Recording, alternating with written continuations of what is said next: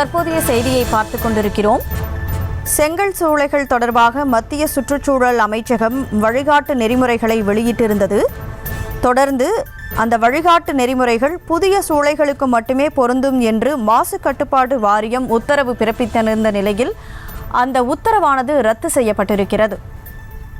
கூடுதல் விவரங்களோடு செய்தியாளர் மதியழகன் இணைப்பில் இருக்கிறார். வணக்கம் மதியழகன், வழக்கு தொடர்பான முழு விவரம். செங்கல் சூளைகளுக்கு இடையே 1 கிலோமீட்டர் இடைவெளி இருக்க வேண்டும். குடியிருப்பு பகுதிகள் மற்றும் பழத்தோட்டங்களில் இருந்து குறைந்தது 800 மீட்டர் தொலைவில் செங்கல் சூளைகள் இயங்க வேண்டும் என்று மத்திய சுற்றுச்சூழல் அமைச்சகம் கடந்த 2022ஆம் ஆண்டு வழிகாட்டு நெறிமுறைகளை உருவாக்கி அதனை வெளியிட்டது. இந்த வழிகாட்டுதல்கள் புதிதாக தொடங்கப்படும் செங்கல் சூளைகளுக்கு மட்டுமே பொருந்தும் என கடந்த 2023ஆம் ஆண்டு தமிழ்நாடு மாசு கட்டுப்பாட்டு வாரியம் அறிவித்திருந்தது. இதனை எதிர்த்து கோவை மாவட்டம் தடாகம் பகுதியைச் சேர்ந்த மாணிக்கராஜ் என்பவர் தென்மண்டல தேசிய பசுமை தீர்ப்பாயத்தில் வழக்கு தொடர்ந்தார்.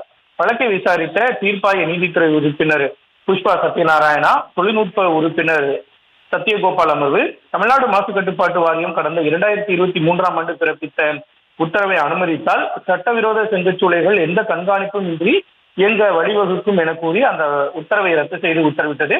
மேலும் மத்திய சுற்றுச்சூழல் அமைச்சக வழிகாட்டுதல் குறித்த அறிவிக்கையின்படி செங்கல் சூளைகள் இயக்கம் தொடர்பாக உரிய உத்தரவுகளை பிறப்பிக்கும்படி தமிழ்நாடு மாசு கட்டுப்பாட்டு வாரியத்திற்கு தீர்ப்பாயம் உத்தரவிட்டிருக்கிறது.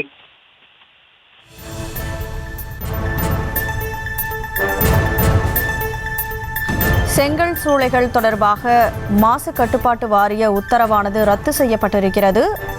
வழக்கு தொடர்பான விவரங்களை வழங்கியதற்கு நன்றி மதியழகன். செய்திகளை உடனுக்குடனும் துல்லியமாகவும் தெரிந்து கொள்ள சப்ஸ்கிரைப் பண்ணுங்க.